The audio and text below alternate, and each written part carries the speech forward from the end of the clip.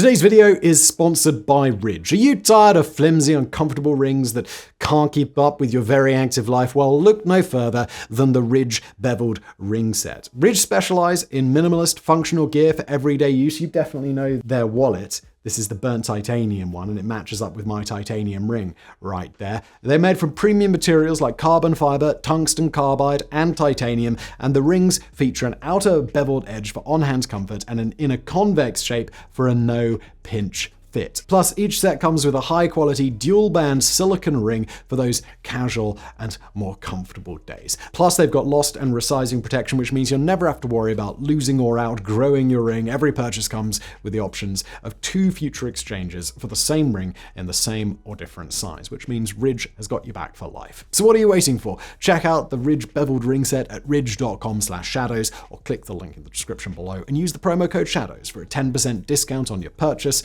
And while you're at it, don't forget to check out the Ridge wallet and key case. Why not? There's a link below. Thanks, Ridge, for sponsoring. And now back to today's video. It's the 17th of December, 2011. An enraged man storms from the governor's office in Sidi Bouzid, a small town in central Tunisia, a look of incandescent rage on his face.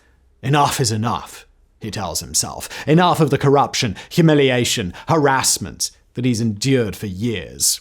This man is Tarek El Tayab Mohamed Bouazizi, and he purchases a can of gasoline from a nearby vendor and storms back towards the governor's office. It's approaching 11:30 a.m. when he again appears in front of the building and positions himself in the middle of a busy road.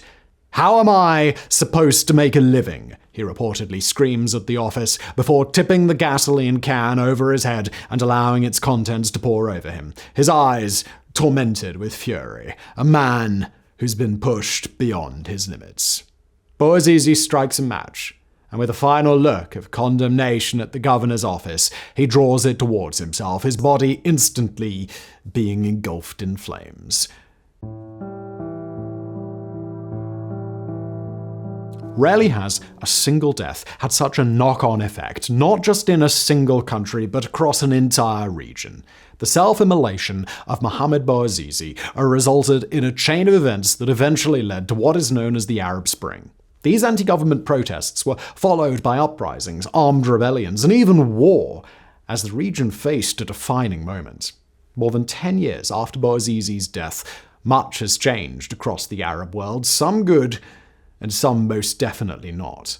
Dictators who had clung to power for decades were ousted in popular movements, the likes of which had never been seen before in the region. Dreams of modernization, democracy, even fundamental human rights swept through the Arab world. In countries like Tunisia and Egypt, though not without violence, change arrived significantly quicker than elsewhere. Armed rebellions soon broke out in Libya and Syria, and while both have experienced dramatically different outcomes, neither can claim to have been successful. Today, Syria remains under the grip of Bashar al-Assad, while Libya's deposition of Muammar Gaddafi continues to languish in the doldrums of failed state status. The story in Yemen was much the same, while there were sustained street protests in practically every Arab nation. Unfortunately for those hankering after democratic change, this period also saw the rise of a murderous bunch of thugs who completely redefined the term militant group. ISIS or ISIL grew to such an extreme that they essentially controlled a small country spread across a third of Syria and 40% of Iraq. The Arab Spring arrived in a flurry of anger and excitement for change, very much egged on by the West, but sadly in many places, the effects have often been just catastrophic. So when news outlets began covering the death of Mohamed Bouazizi, outrage quickly rippled around Tunisia, a nation under the rule of Zine El Abidine Ben Ali since 1987. It's fair to say that many in Tunisia in 2011 had had enough. High unemployment, food inflation, a rampant corruption, an appalling lack of political freedoms, and poor living standards created a furious mountain of discontent that only needed just a spark to set it off. And on the morning of the 17th of December 2011, our fruit seller, Mohamed Bouazizi, was accosted by police officers in Sidi Bouzid. Some have argued that it was illegal to sell goods in such a way in Tunisia, or that he didn't have the correct permits, but few could argue about how this incident played out, or thousands others like it. Bouazizi's cart was confiscated along with the fruit that had bought on credit, and depending on which report you believe, he was slapped, spat at, or beaten when he was unable to provide the necessary bribe. Something inside Bouazizi snapped, and he stormed to the governor's office to demand that his goods be returned, but he was denied even the chance to speak with the governor. And well, we all know what happened next. While the details of that day are still argued over, many Tunisians had experienced similar corruption, degradation, or harassment. Citizens living close to the edge had long tired of corrupt police and politicians.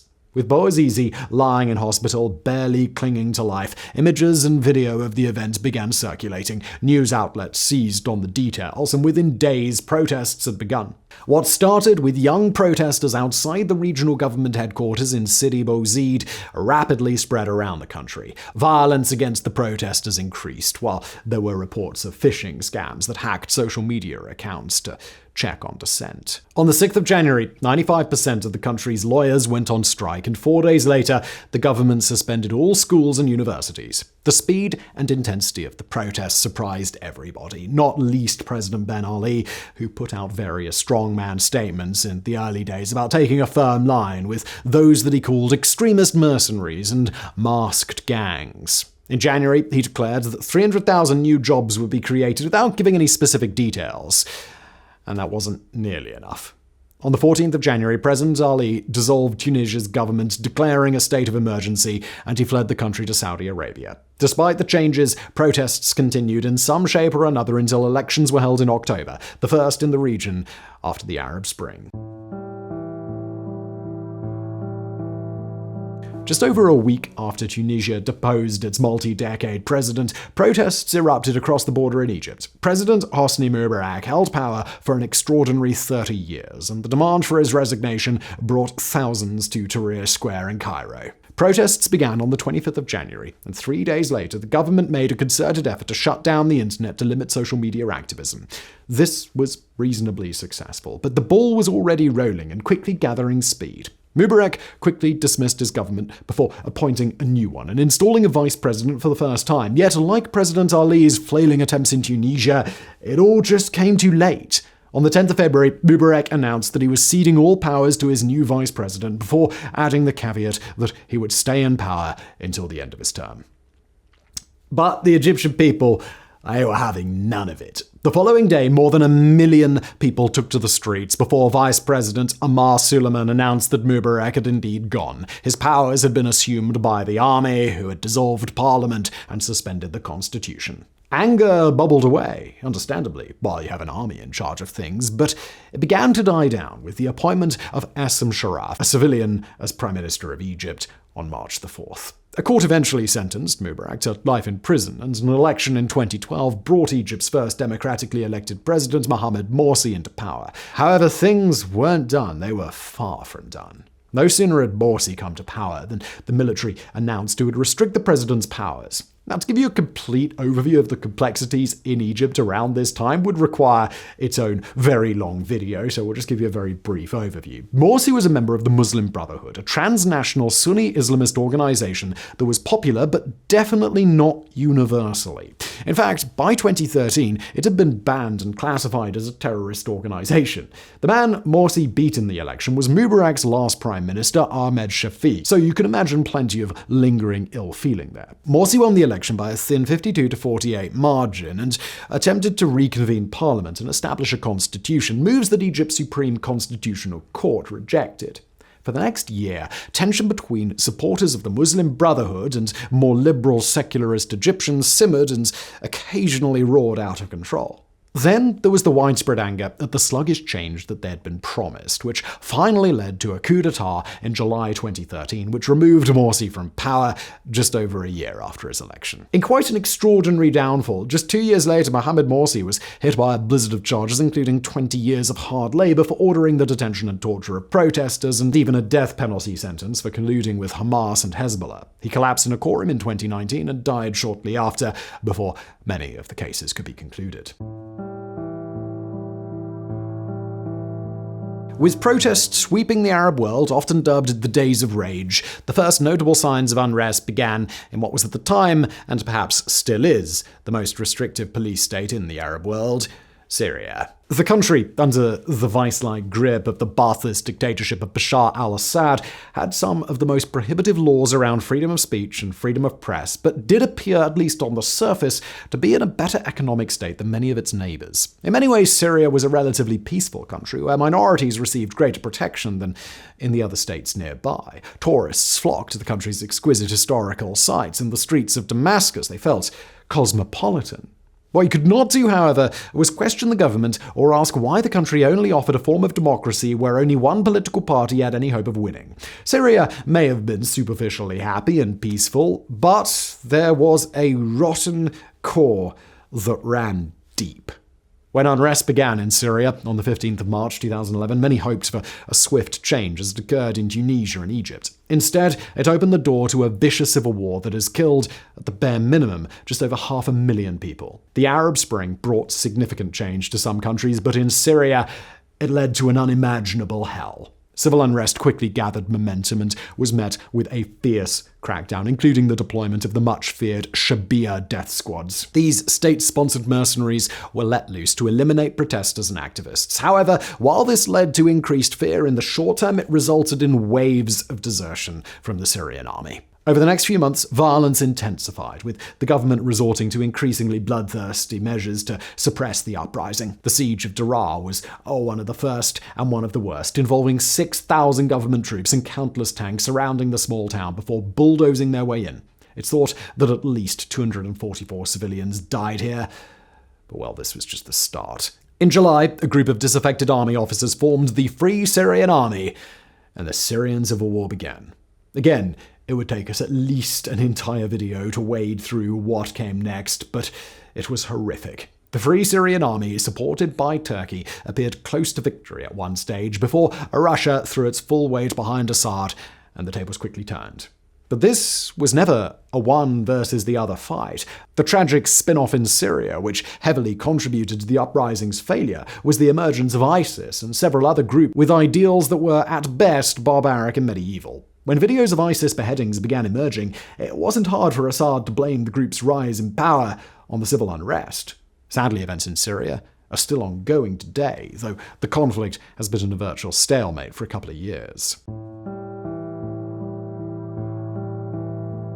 And now, there's too much to fit in here, but almost every Arab nation experienced protest or uprisings. In Libya, Gaddafi's once total dominance of the country ended swiftly, and the once feared dictator's life ended grisly at the hands of rebels, parts of which were videoed and quickly placed on the internet. Significant change might have come quickly, but Libya has since dived headfirst into a bloody mess that still shows no sign of completion.